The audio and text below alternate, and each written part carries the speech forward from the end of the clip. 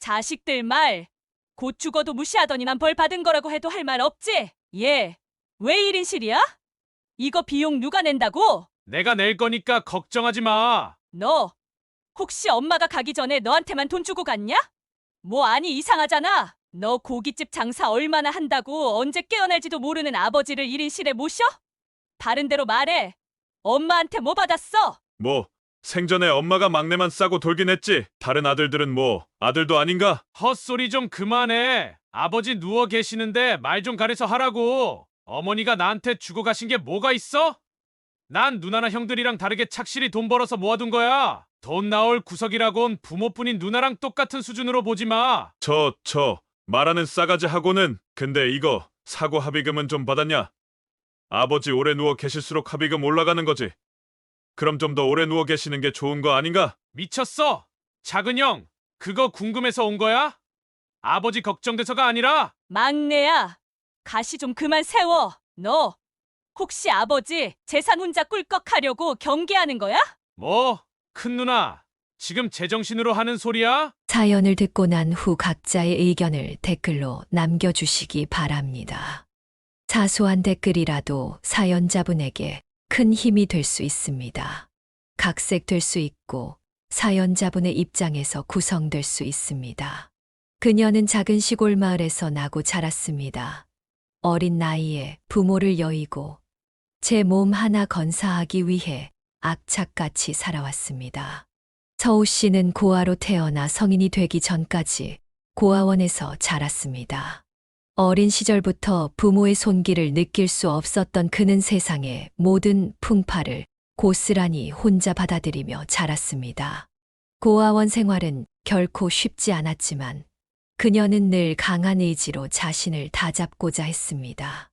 아이들은 각기 다른 사연을 안고 들어왔고 그 안에서 그녀는 다양한 성격과 배경을 가진 친구들을 만났습니다. 때론 마음이 맞는 친구들과 함께 웃으며 힘든 시간을 견뎌 나갔고, 때로는 혼자서 세상에 대한 막연한 불안감을 느끼기도 했습니다. 나날이 새로운 아이들이 들어오고 또 양부모에게 입양되는 친구들을 떠나보내며 그녀는 언젠가 자신도 새로운 가족을 만날 수 있지 않을까 기대했습니다. 다른 아이들이 입양되어 떠나갈 때마다 그들을 부러운 눈길로 바라보곤 했습니다. 자신의 가족이 생겨나기를 누구보다 간절히 바랐던 그는 새로운 부모의 손을 잡고 떠나는 아이들을 보며 자신도 언젠가는 따뜻한 가정의 일원이 될 수 있기를 기대했습니다. 고아원에서 만난 동생들, 그리고 언니나 오빠 같은 친구들이 떠나갈 때마다 그녀는 늘 마음 한구석이 허전해졌습니다. 이 입양을 통해 새로운 가정을 찾아가는 모습을 보며 행복하기도 했지만 다른 한편으로는 점점 고아원에 홀로 남아가는 느낌의 아릿한 슬픔을 느꼈습니다. 가족을 향한 그녀의 애착은 그가 성장하면서 더욱 강해졌습니다. 단지 혼자가 아니라 누군가와 함께할 수 있는, 서로 의지하고 아껴줄 수 있는 그런 사람들을 곁에 두는 일이 그의 마음속 가장 큰 소원이었습니다.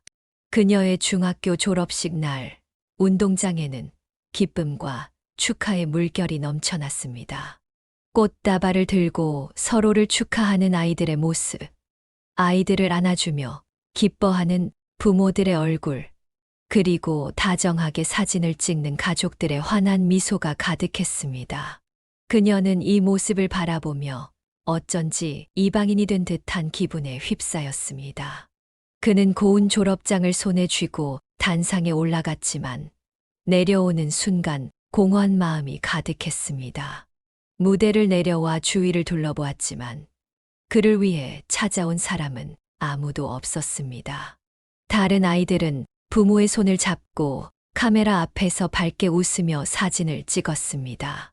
아이들은 꽃다발을 들고 엄마, 아빠의 목에 매달리며 자랑스러워했고 부모들은 그런 아이들을 다정하게 품에 안았습니다. 그녀는 멀찍이서 그런 장면들을 바라보며 입술을 깨물었습니다. 나도 저렇게 가족들과 사진을 찍을 수 있었다면 이라는 생각이 머릿속을 떠나지 않았습니다. 그는 혼자서 졸업장을 바라보다가 운동장 구석에 앉아 졸업식이 끝나기만을 기다렸습니다. 사람들의 웃음소리와 축하의 소리가 점점 아득해졌고 마음속에 슬픔과 허전함만이 자리 잡았습니다. 그녀는 그날 저녁 집에 돌아와서도 쉽게 잠들 수 없었습니다. 다른 아이들은 이 순간을 가족들과 기념하며 기억에 남기겠지만 그는 이 중요한 날을 홀로 보내야 했던 것입니다. 중학교 졸업식의 그 아릿한 기억은 그녀의 마음속 깊이 남아 커다란 한으로 자리 잡았습니다. 그래서 그는 어릴 적부터 따뜻한 가족을 간절히 바랐습니다. 언젠가 자신도 한 가정을 이루고 소중한 사람들과 함께 모든 기쁨을 나누는 날이 오기를 소망하게 되었습니다. 이는 그녀가 커가며 자립심을 갖추고 혼자 힘으로 힘든 삶을 헤쳐나가게 한 원동력이기도 했습니다. 자신에게는 아무도 없었지만 그는 언제나 속으로 따뜻한 가족과 함께하는 삶을 꿈꾸며 꿋꿋하게 성장해 나갔습니다. 졸업식 날 느낀 그날의 허전함은 그녀가 어른이 된 후에도 가슴에 남았습니다. 결국 그는 결혼 후 자신의 가족을 이루고 다시는 그때와 같은 외로움을 느끼지 않도록 사랑하는 사람들과 함께하는 시간을 더욱 소중히 여기게 되었습니다. 성인이 되기 전 그녀는 스스로의 길을 찾아야 한다고 결심했습니다. 그는 고아원에서 얻게 된 강한 독립심으로 많은 어려움 속에서도 꿋꿋하게 삶을 헤쳐나가기로 마음먹었습니다.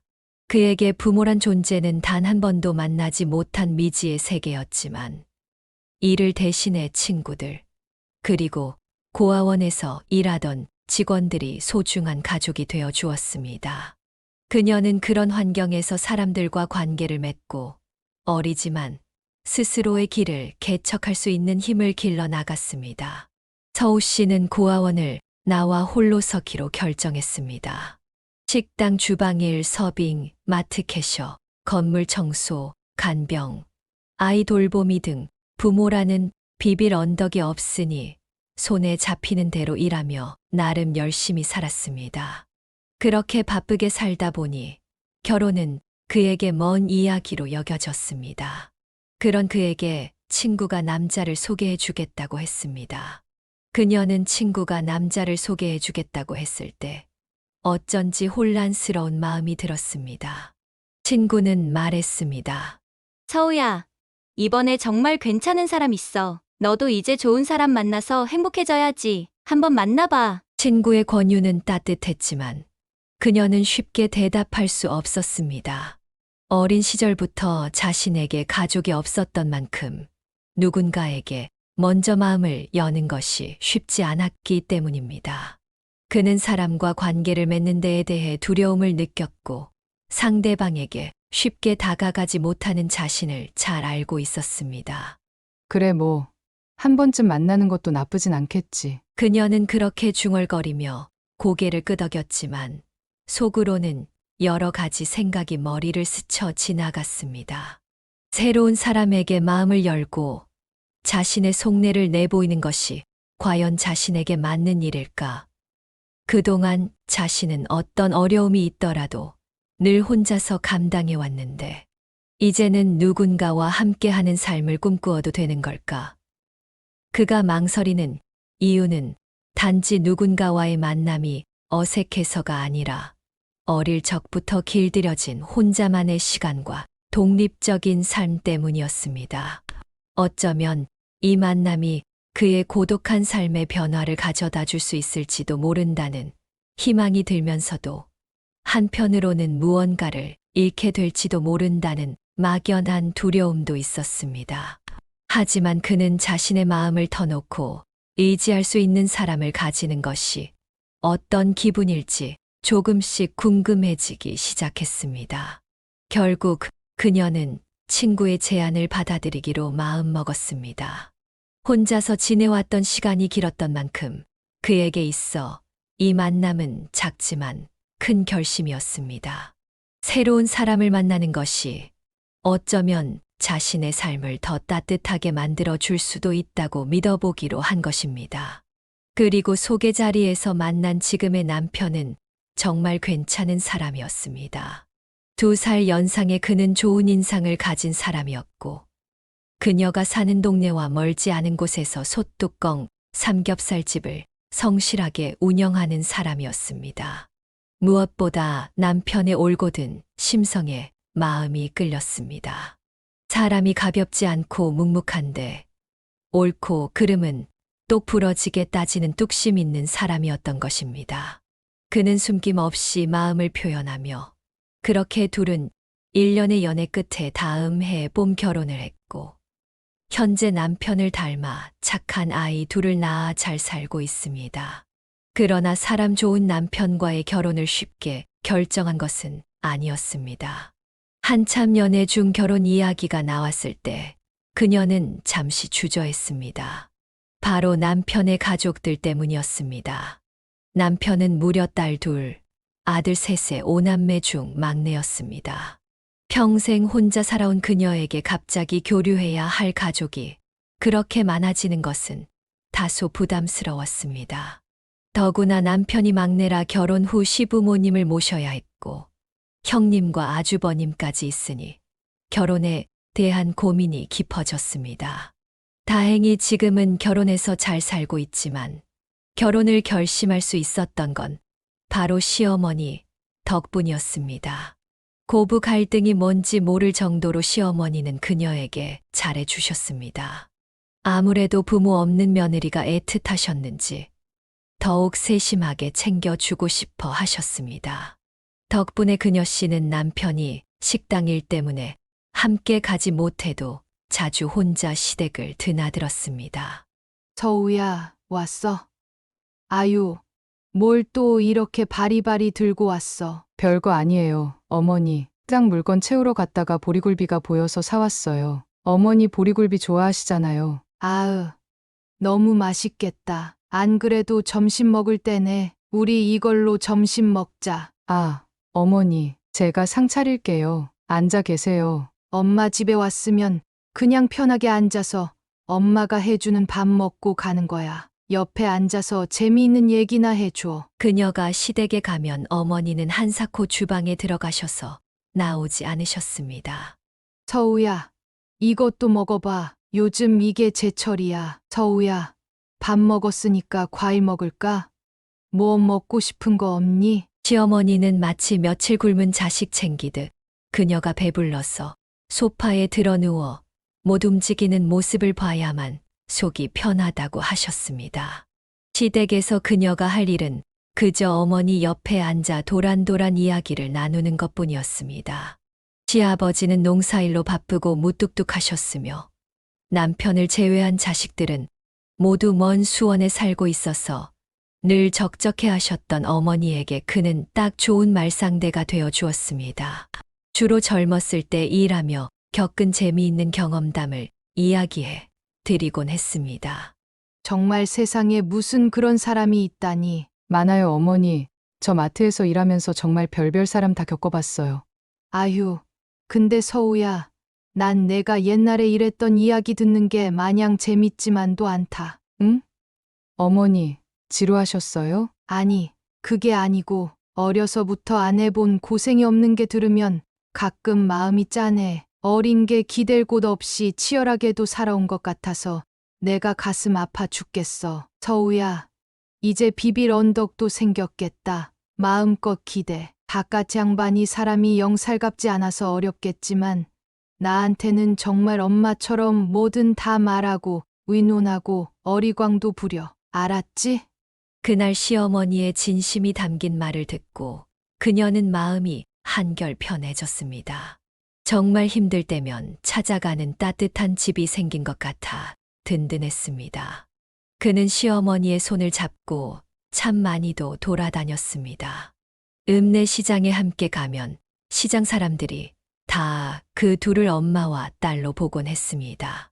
쉬는 날엔 시어머니를 모시고 시내로 가서 카페에 들러 차 한잔하고 영화도 보고 함께 쇼핑도 하며 그녀가 엄마와 하고 싶었던 일을 시어머니와 원 없이 해보았습니다. 그녀는 한 달에 한 번 남편과 식당 문을 닫고 시부모님을 모시고 가까운 온천에서 하루 묵고 오기도 했습니다. 그리고 그가 임신했을 때 시어머니는 손과 발이 되어 주셨습니다. 주름진 손으로 임신한 그를 위해 부은 다리를 안쓰럽다며 주물러 주실 때마다 그의 눈에는 눈물이 핑 돌았습니다. 그가 둘째를 가졌을 때 첫째를 돌봐준 사람도 시부모님이었습니다.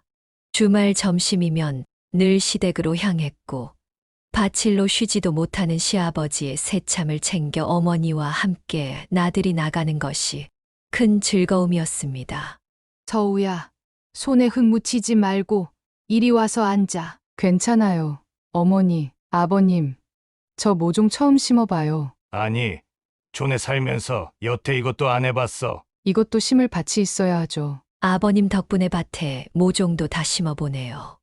선선한 바람에 촉촉한 흙냄새가 맴도는 밭에서 시아버지께 밭하는 법과 모종줄 세우는 법을 배운 뒤 그늘에 앉아 시어머니가 무쳐주신 봄나물과 함께 물에 밥을 말아 먹으니 마치 어린 시절 부모님과 함께하는 기분이 들었습니다.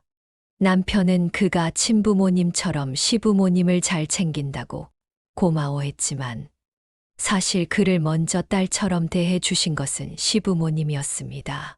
그러나 평화로운 행복도 잠시 청천벽력 같은 소식이 그를 덮쳤습니다. 시부모님을 모시고 간 병원에서 시어머니가 위암 판정을 받은 것입니다. 이미 다른 장기로 전이가 진행되어 길어도 6개월을 넘기지 못할 것이라는 의사의 말에 그는 그 자리에 주저앉고 말았습니다. 어떻게 다시 생긴 어머니인데 하늘이 뺏어 가려는 것만 같았습니다. 시어머니는 당장이라도 무너질 것 같은 부부를 보고 애써 괜찮은 척하셨고 그 모습은 오히려 그를 더 슬프게 했습니다. 시어머니는 이미 오래 살았다며 괜찮다고 차라리 지금 알아서 가기 전에 하고 싶은 것을 마음껏 하겠다고 말씀하셨습니다. 시아버지는 그런 시어머니의 손을 꼭 잡아주셨고 그녀와 남편은 시어머니의 뜻을 받아들여 식당 문을 닫고 어머니 곁에서 정성을 다해 모셨습니다. 시어머니를 모시고 제주도도 가고 가까운 해외에도 짧게 다녀왔습니다. 손주들이 나중에 할머니 얼굴을 잊어버리지 않도록 손주들과 사진도 많이 찍으셨습니다. 마지막에는 병원에서 약물 치료를 받으며 생을 마감하셨지만 병원에 들어가기 전까지는 하고 싶었던 것을 다 하고 간다고 아이처럼 웃으셨습니다. 시어머니가 돌아가시기 전 깡마른 손으로 그녀의 손을 잡고 하신 말씀이 아직도 꿈처럼 생생하게 기억에 남아 있었습니다.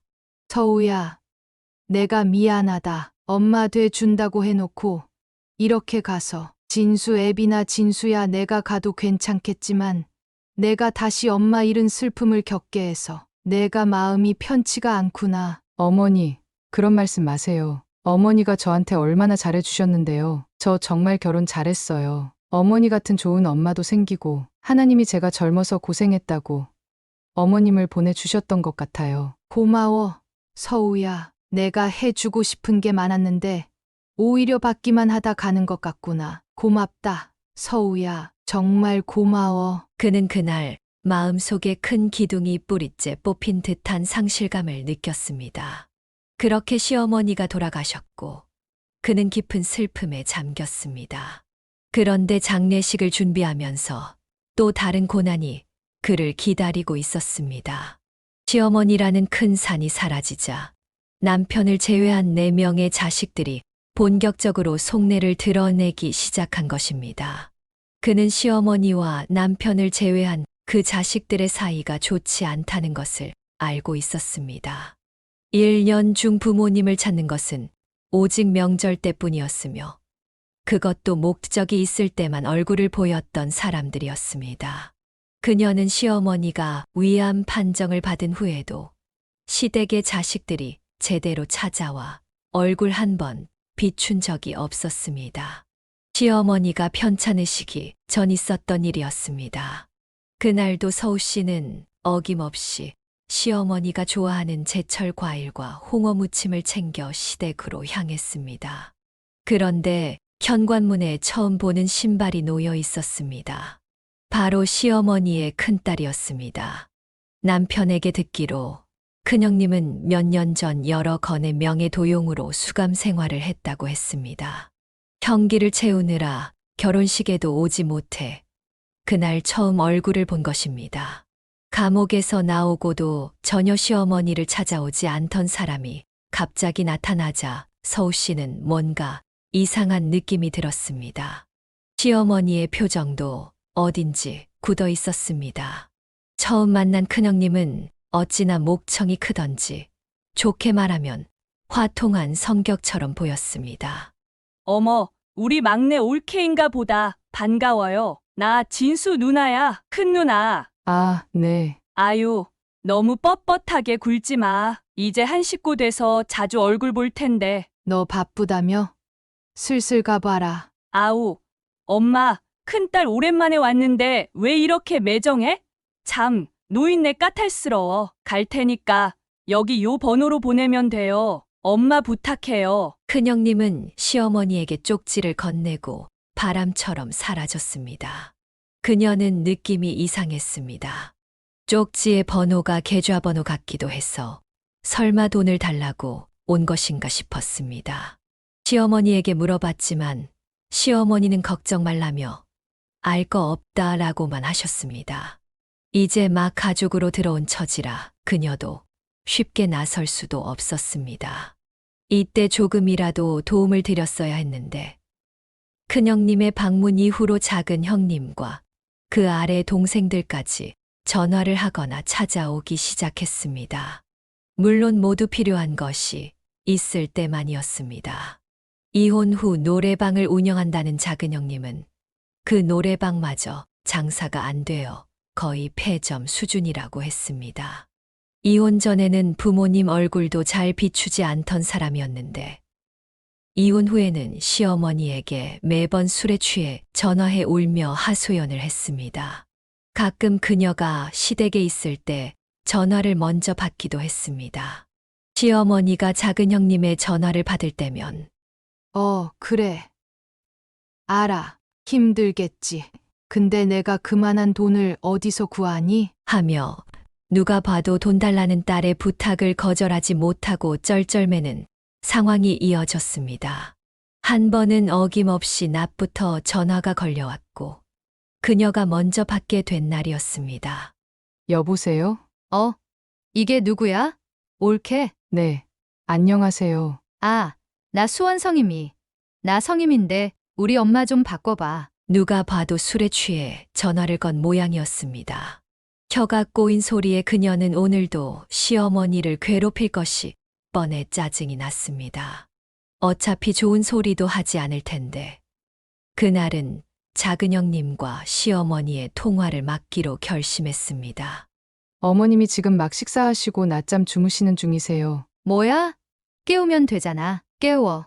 얼른. 이제 막 잠드셨어요. 나중에 다시 거세요. 형님, 제가 전화 왔다고 말씀드릴게요. 됐어. 뭐야? 진짜 딸이 엄마랑 통화하겠다는데. 형님도 낮술 말고 낮잠 주무시고 술 깨세요. 그럼 끊겠습니다. 그는 전화를 끊었습니다.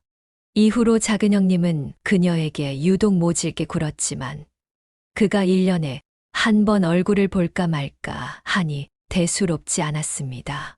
결혼 후 딱 한 번 시댁 식구 모두가 명절에 모인 적이 있었습니다. 그들은 느지막이 빈손으로 와서는 하루 종일 시부모님과 서우 씨 부부가 만든 음식부터 먼저 먹기 시작했습니다. 그래도 자식이라 손님은 손님이라며 음식을 대접하는 건 당연했습니다. 하지만 그들이 온 이유는 따로 있었습니다. 큰형님이 주도해 시아버지 명의로 된 땅을 팔아 나눠 달라고 강요하기 위해서였습니다. 큰형님은 나머지 형제들을 선동해 첫째로서 나섰습니다. 아빠, 어차피 이제 농사도 그만둘 때 됐잖아요. 그거 어차피 안 쓰는 땅 아니야? 나랑 넷째랑 좋은 정보 들었는데 이건 놓치면 안 되는 거라니까요. 우리 투자 좀 해보게 해줘요. 응? 둘째, 작은 형님은 늘 불만이 가득한 얼굴로 말했습니다. 올해는 어째 음식이 부실하네. 막내, 요즘 벌이가 시원찮나?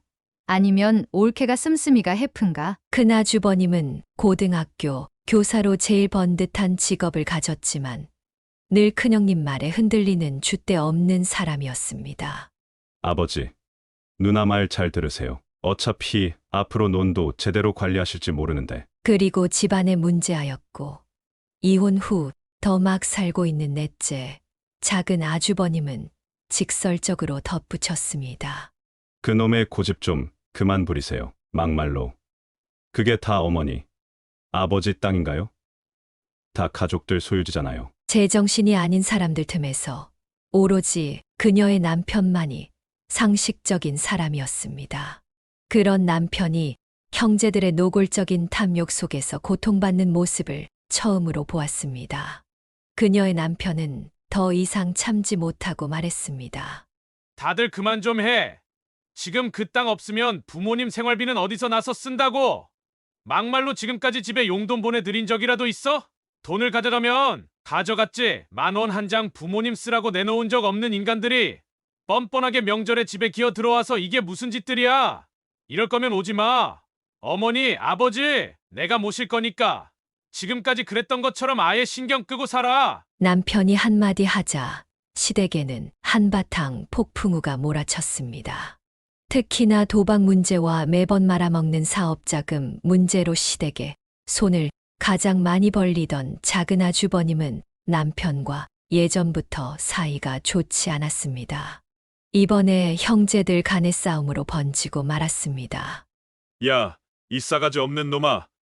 내가 형한테 뭔데 신경을 끄라 말아야. 형 같은 소리하고 있네. 형이 무슨 형 같아야. 나도 뭐 대접이라도 해주지. 매번 집에 오면 손이나 벌리는 주제에 뭐가 당당해서 큰 소리야. 어머, 쟤 말하는 것 좀 봐. 막내 너 어머니, 아버지 모신다고 유세니? 누가 고향에 말뚝박을 해? 큰 누나도 제발 정신 좀 차려. 콩밥 먹고 나왔으면 정신 차려서 제대로 살 생각을 해야지. 누나 이제 곧 50이야. 50. 어떻게 아직도 부모님 돈 빌어먹을 생각만 해? 뭐? 너 지금 말 다 했어? 참나, 어머니, 아버지 보세요. 집안에서 제일 어린 놈이 누나랑 형한테 저렇게 바락바락 대드는 거. 이게 다 어머니, 아버지가 교육을 제대로 못 시켜서 저런 거 아니겠어요? 아니면 진작에 우리 말 듣고 땅 팔았으면 이런 싸움도 안 나잖아요. 요새 사람들이 뭘 하는 줄 아세요? 돈 없는 부모는 부모 대접받아서도 안 되는 거라고요. 아세요? 뭐라고? 그 순간 그녀는 새삼 시집온 집이 꽤나 막장이라는 것을 깨달았습니다. 남편과 시부모님만 있을 때는 정말 화목했는데 시댁 식구들이 다 모이니 이리련 속극 저리 가라 할 정도로 막장 드라마 한 편이 펼쳐지고 있었습니다. 하지만 막장도 막장 나름이지 어머니 장례식에 참석하지 않는 자식들이라니 그녀는 기가 막혔습니다. 큰형님은 몇 달 전에 싸게 산 항공권을 취소하기가 아깝다며 아침 비행기를 타고 해외여행을 간다고 전화로 통보했습니다.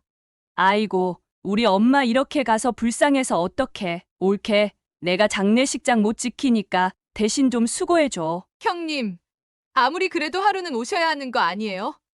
형님, 어머니 위암 판정받고 돌아가실 때까지 한 번도 제대로 찾아오신 적 없잖아요. 아니, 내가 시간이 넘치는데도 안 간 거야? 사람이 먹고 사는 게 바쁘면 그럴 수도 있는 거지. 나도 힘들어. 옳게 매일 밤낮 없이 고생하다가 이제야 사람 사는 것처럼 콧구멍에 바람 좀 쐬려고 하는데 되게 야박하게 나온다. 아니, 생판남도 경사는 못 챙겨도 조사는 꼭 챙기는 게 사람 도리라는데 이렇게 당당할 수 있는 건가요? 큰형님은 황당해서 아무 말이 없는 그녀에게 덧붙였습니다.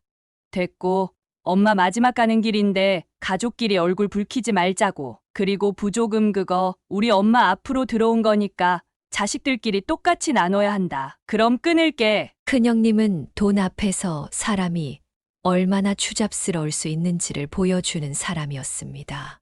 그렇다고 다른 자식들이 이보다 나은 것도 아니었습니다. 작은 형님은 사람 많은 것이 싫다며 장례식 손님들이 다 가고 나서야 와서 시어머니 납골당에 안치시키는 것만 보고 갔습니다. 처음부터 참석한 작은 아주버님은 발인식이 다 끝난 후에 설렁설렁 나타난 큰 아주버님과 함께 구석에서 부조금을 어떻게 나눌지 작당하고 있었습니다. 피도 안 섞인 그녀가 보아도 우라통이 터질 일인데 어머니를 보내드리는 날까지 제대로 된 자식. 노릇하지 않는 4명의 남매를 보고 시아버지의 속은 오죽했을까요? 이틀 내내 조문객을 맞이하고 장례식 절차를 밟느라 녹초가 된 시아버지와 남편. 그리고 그녀는 남매들의 금수만도 못한 행동에 뭐라고 할 여력조차 남지 않았습니다. 장례식 자리도 제대로 안 지킨 인간들이 부조금은 많다며 눈을 반짝이며 득달같이 챙기는 모습이었습니다. 꾸역꾸역 똑같이 갈라서 마치 맛있는 음식을 나누듯이 집어갔습니다. 그 후로 남편과 그녀는 시아버지와 더욱 끈끈한 관계를 맺게 되었습니다. 시어머니가 계시지 않으니 시아버지가 식사를 제대로 하실까 염려되어 그녀는 매일 아침 시댁으로 출근 도장을 찍었습니다. 아침 식사는 늘 시아버지와 함께 했고 남편의 식당 일을 도와주러 가야 할 때면 밥을 꼭 챙겨 드시라고 당부했습니다. 다행히 시아버지는 기운을 차리시고 다시 농사일을 시작하셨습니다. 남편과 그녀는 매일은 아니더라도 점심시간에 짬을 내어 시아버지의 새참을 챙겨드리기 위해 노력했습니다. 그러나 불행은 겹쳐 찾아오는 법이었습니다. 식당이 한창 바쁜 저녁에 병원에서 전화가 왔습니다. 나쁜 소식은 항상 전화 벨소리부터 불안하게 들리더군요. 바치를 마치고 경운기를 타고 돌아가던 시아버지가 음주 운전하던 트럭과 부딪혀 사고가 난 것입니다. 그녀와 남편은 즉시 장사를 접고 병원으로 달려갔습니다. 시아버지는 안전장치가 허술한 경운기에 타고 있었기 때문에 크게 다쳐 오랜 시간 수술을 받아야 했습니다. 수술이 끝난 후에도 정신을 차리지 못하셨습니다. 의사는 머리에 충격이 커서 언제 깨어나실지 장담할 수 없다고 했습니다. 이제 막 시어머니를 보내드리고 마음이 조금 안정되었는데 이대로 시아버지마저 떠나신다면 남편과 그녀는 정말 견딜 수 없을 것 같았습니다. 담당 의사와 상담을 마치고 병원 수속을 끝낸 후 그녀는 제정신을 차리고 시댁 식구들에게 연락했습니다. 인성이 개차반인 사람들이지만 자식은 자식이기에 연락을 하는 것이 도리라고 생각했던 것입니다. 하지만 이 사람들은 연락을 받자마자 병원으로 곧장 오겠다고 했습니다. 이제야 정신을 차린 것인가. 부모님 중 한 분이 먼저 돌아가시니 이젠 좀 나아지려나 싶었습니다. 그러나 남편은 그들의 빠른 태세 전환이 꺼림칙하다고 했습니다. 그 예상은 절대 빗나가지 않았습니다. 남매들은 곧 온다고 해놓고 3일 후에야 단체로 우르르 나타났습니다. 아빠, 큰딸 왔어. 이게 무슨 일이래? 그러게 왜 다 늙어서까지 농사를 한다고 해서 이 난리야. 참나. 자식들은 아직도 뻔뻔하게도 그들만의 걱정거리를 떠들어댔습니다. 그녀가 병실에 들어서자마자 자식들의 입에서 나오는 말들은 가히 가관이었습니다. 자식들 말. 곧 죽어도 무시하더니만 벌 받은 거라고 해도 할 말 없지? 얘, 왜 1인실이야? 이거 비용 누가 낸다고? 그 말에 그녀는 정이 떨어지다 못해 치가 떨렸습니다. 남편은 병실에서 큰 소리를 낼 수 없어 화를 억누르는 듯 보였습니다. 내가 낼 거니까 걱정하지 마. 너, 혹시 엄마가 가기 전에 너한테만 돈 주고 갔냐? 뭐 아니 이상하잖아. 너 고깃집 장사 얼마나 한다고 언제 깨어날지도 모르는 아버지를 1인실에 모셔? 바른 대로 말해. 엄마한테 뭐 받았어? 뭐 생전에 엄마가 막내만 싸고 돌긴 했지. 다른 아들들은 뭐 아들도 아닌가? 헛소리 좀 그만해. 아버지 누워 계시는데 말 좀 가려서 하라고. 어머니가 나한테 주고 가신 게 뭐가 있어? 난 누나나 형들이랑 다르게 착실히 돈 벌어서 모아둔 거야. 돈 나올 구석이라곤 부모뿐인 누나랑 똑같은 수준으로 보지 마. 말하는 싸가지 하고는. 근데 이거 사고 합의금은 좀 받았냐? 아버지 오래 누워 계실수록 합의금 올라가는 거지. 그럼 좀 더 오래 누워 계시는 게 좋은 거 아닌가? 미쳤어? 작은 형, 그거 궁금해서 온 거야? 아버지 걱정돼서가 아니라 막내야, 가시 좀 그만 세워. 너 혹시 아버지 재산 혼자 꿀꺽하려고 경계하는 거야? 뭐? 큰 누나, 지금 제정신으로 하는 소리야? 야, 우리가 모를 줄 알아? 아버지 앞으로 들은 보험이 이렇게 많은 거 너 처음부터 알고 있었잖아. 겉으로는 착한 척, 돈에 관심 없는 척 하더니 아버지 앞으로 생명보험까지 들어놓고 모른 척을 해? 작은 형님이 남편 앞에 내민 서류는 시아버지 앞으로 들어둔 보험 계약서였습니다. 사고 소식을 듣자마자 병원에 온다더니 보험 서류 찾아내느라 늦었나 싶었습니다. 그녀는 지독한 인간들이라 생각했습니다. 실제로 시아버지 앞으로 생명보험과 농업인 안전보험 등이 있었고, 그중 농업인 안전보험은 남편이 시아버지를 위해 든 보험이었습니다. 사고 소식을 듣고도 보험금과 합의금만을 생각하는 자식들의 태도에 그녀는 혀를 찼습니다. 누나, 난 아직 보험금 생각도 못 해봤고 아버지 아직 돌아가시지도 않았는데 무슨 생명보험 얘기를 하고 있어? 아버지 눈 앞에서 꼭 이런 소리를 해야 해? 너 순진한 소리 좀 하지 마. 수술 끝나고 여태 못 일어나고 있는데 이런 일은 빨리 끝내버려야 하는 거야. 알아들어? 일단 내다 땅부터 어떻게 할 테니까. 진짜 머리가 어떻게 된 거 아냐?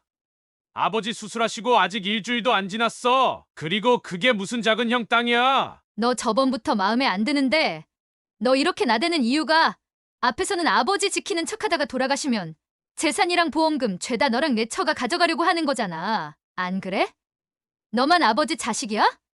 우리도 아버지 자식이야. 그녀는 더 이상 참을 수 없었습니다. 작은 형님, 말이 너무 심한 거 아니에요? 저랑 남편이 시부모님 모시는 게 고작 돈 때문이라고 뭘 믿고 그렇게 확신하시는 건데요? 그리고 평생 코빼기도 안 보이시다가 돈 필요할 때만 술 먹고 전화하는 게 무슨 자식이에요? 그녀가 소리치자 작은 형님의 얼굴은 시뻘개졌습니다. 지금껏 시어머니께 전화로 하소연하며 주정 부리던 걸 뻔히 아는 그녀 앞에서 작은 형님은 할 말이 없는 듯 보였습니다.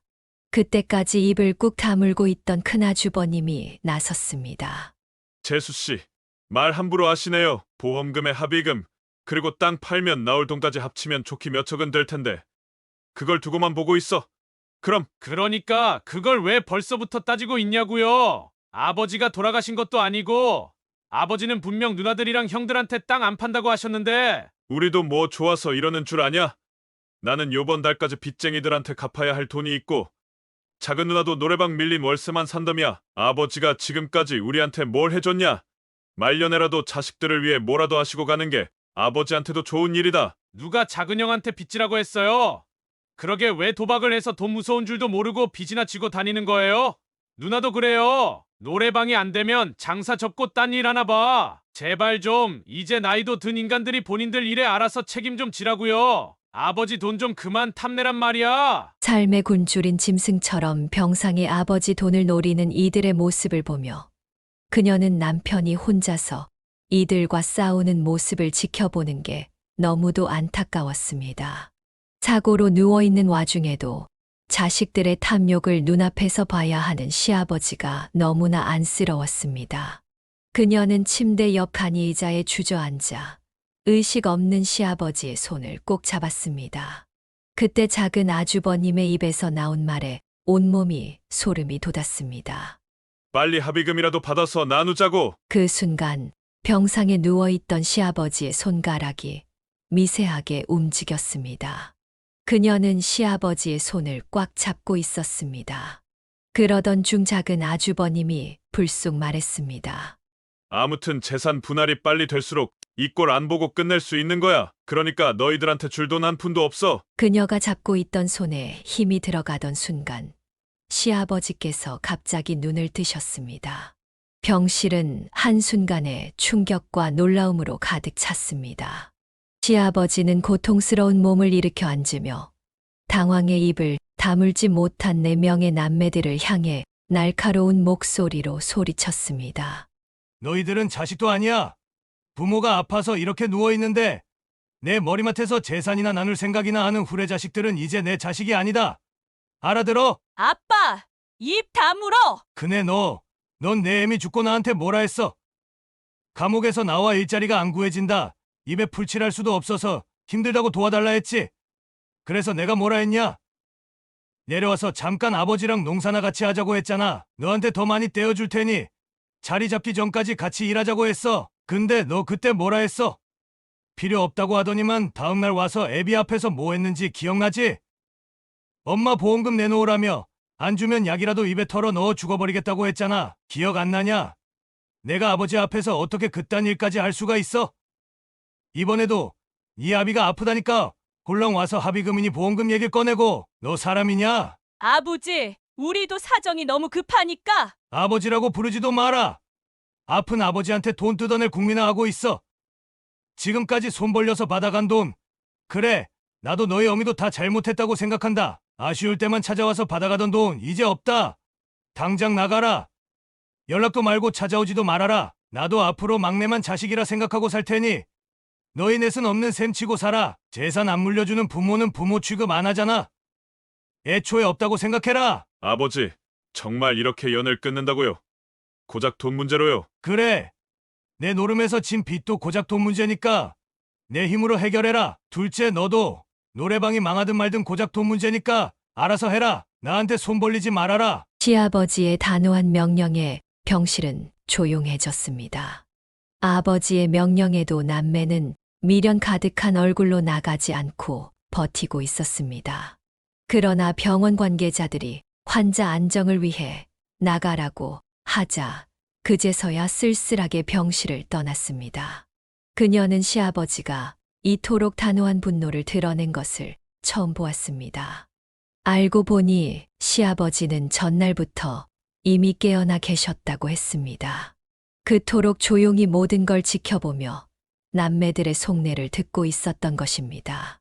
그녀와 남편도 감쪽같이 속인 시아버지의 뜻밖의 계획에 그저 고개를 저었습니다. 며칠 후 몸 상태가 조금 나아진 시아버지는 그녀에게 작은 녹음기와 함께 봉투를 건넸습니다. 아버님, 이건 내가 그 자식들 오기 전에 간호사한테 부탁 좀 했어. 중요한 일이니까 녹음기 좀 얻어달라고 했지. 만약 그놈들이 다시 와서 돈 내놓으라 하면 새아가가 이거 들고 경찰서에 가서 접근 금지 명령 신청해. 알겠나? 법대로 하겠다고 전해라. 그리고 이건 내가 누워있는 동안 적어놓은 유서야. 네가 보관해 두어라. 썼다고 금방 죽는 것도 아니고 나도 이 나이에 몇 가지는 정리해야지.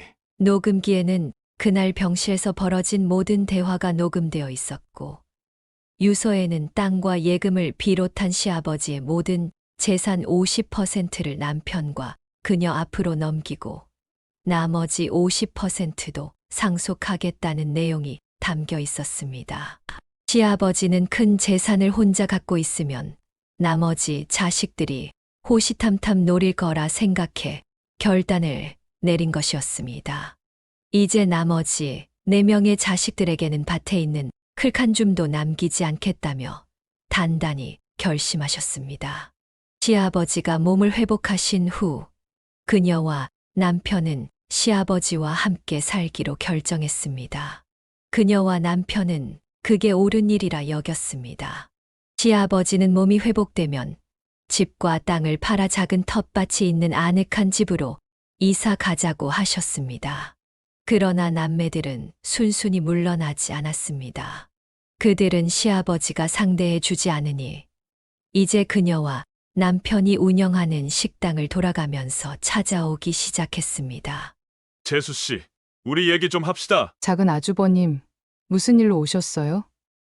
안 그래도 제가 들려드릴 게 있었는데요. 그녀는 기다렸다는 듯 휴대폰에 녹음한 내용을 틀어주었습니다. 작은 아주버님은 분한 듯 씩씩거리는 표정으로 그녀를 노려보았습니다. 그녀는 부들부들 떠는 그를 보며 경고했습니다.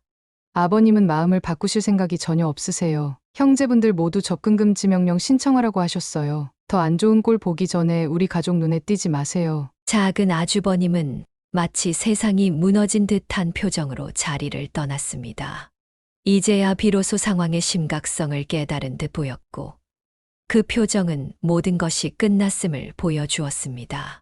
작은 아주버님에게서 무슨 말을 들었는지 그 다음으로 큰형님이 식당을 찾아왔습니다. 옳게 동생한테 다 들었어. 뭐? 접근금지 명령? 옳게 제정신이야?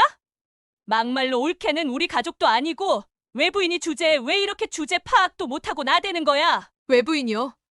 진짜 외부인이라면 아버님이 왜 저한테 유서를 주시고 녹음기까지 맡기셨겠어요? 다른 자식들이 멀쩡하지 않으니까 저한테 일임하신 거 아니겠어요? 뭐?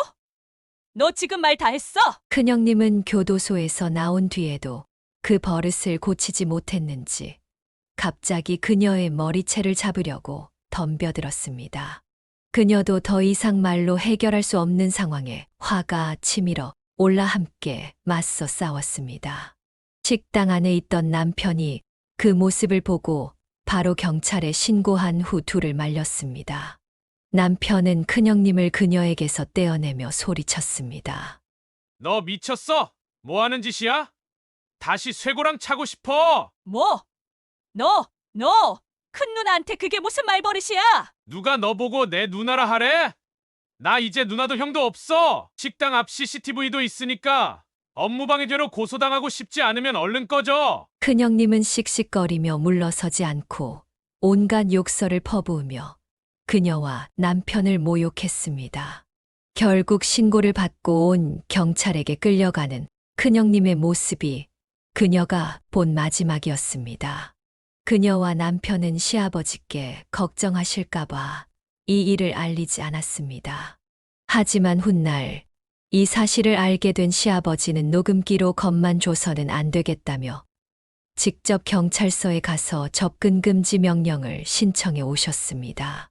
이후에도 술에 취해 찾아온 작은 형님이 시아버지에게 벌금을 냈다는 소식을 전해 주었고 경찰에 연행된 이후 남은 4명의 자식들은 더 이상 집안에 접근하지 않았습니다. 그렇게 4명의 자식들이 떨어져 나가고 나니 그녀와 남편은 시아버지가 물려준 재산이 꽤 많았음에도 매일 고깃집 운영을 열심히 이어갔습니다. 그녀는 그 돈을 잘 모아두었다가 나중에 시아버지와 여행을 가거나 돌아가신 시어머니가 아끼셨던 손주들의 미래를 위해 남겨두려고 마음먹었습니다. 시아버지는 젊었을 때 돈 좀 쓰며 살라고 말씀하셨지만 그녀는 젊을 때 더 열심히 일해야 한다고 답했습니다. 바치를 청산한 후 시아버지는 새로운 취미를 찾으셨습니다. 바로 집 짓기였습니다. 시아버지는 그녀 부부와 손주들 모두가 함께 살 새 집을 짓겠다고 선언하셨습니다. 전문가의 도움을 받으셔야 하지만 이미 새 일을 시작할 생각에 한껏 들뜬 모습이었습니다. 밤잠을 아끼시며 집 짓는 동영상을 찾아보는 모습은 한결 여유로워 보였습니다. 정은 예정이 좋고 집은 새 집이 좋다라는 말처럼 새로운 집에서 새로운 가족과 함께 출발하실 생각에 시아버지는 하루하루가 즐거워 보였습니다. 미운 자식들이 줄어든 자리가 허전하지 않으실까 염려했지만 그녀와 예쁜 손주들이 그 자리를 대신 채워 드릴 수 있을 거라 믿었습니다. 앞으로 그녀는 시아버지가 자식들에게 받은 상처를 보듬어 드리고 돌아가신 시어머니가 자신에게 주셨던 사랑을 더 많은 사람들에게 나눠주며 살아갈 것입니다. 여기까지가 금서우 씨 사연입니다. 금서우 씨의 마음씨가 너무 곱습니다. 사연을 듣고 댓글을 남겨주시기 바랍니다. 사소한 의견일지라도 사연자분에게는 큰 힘이 됩니다. 노골적인 악성 댓글은 사연자분에게 상처가 될 수 있으니 삼가 주시기 바랍니다.